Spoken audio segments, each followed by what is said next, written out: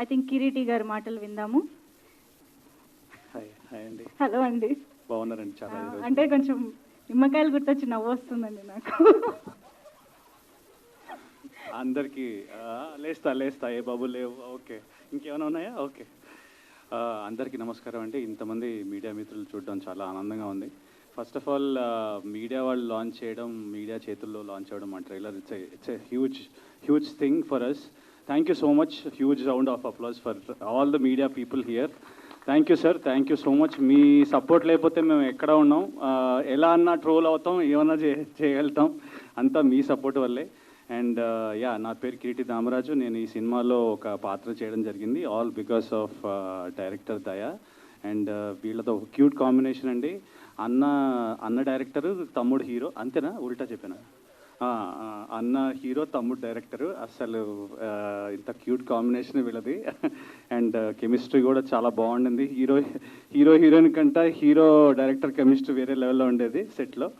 And first time నాకు ఈ story చెప్పినప్పుడు ఫస్ట్ ఆఫ్ ఆల్ మనం అందరికీ ఒక చిన్న లోపల ఒక చిన్న కోరిక ఉంటుందన్నమాట. ఇలా కూడా మనకి ఈ సినిమాలో హీరోకి జరిగినట్టు మనకు కూడా జరిగితే ఎంతో బాగుంటుంది కదా అని ఒక చిన్న కోరిక ఉంటుంది. ఆ కోరికని తీసుకొచ్చి మనోడు సినిమా తీశాడు. ఆ కోరిక ఏంటనేది, సైకలాజికల్ గేమ్తో ఆ హీరో ఏం అవస్థలు పడతాడనేది మీరు సినిమాలో చూడండి.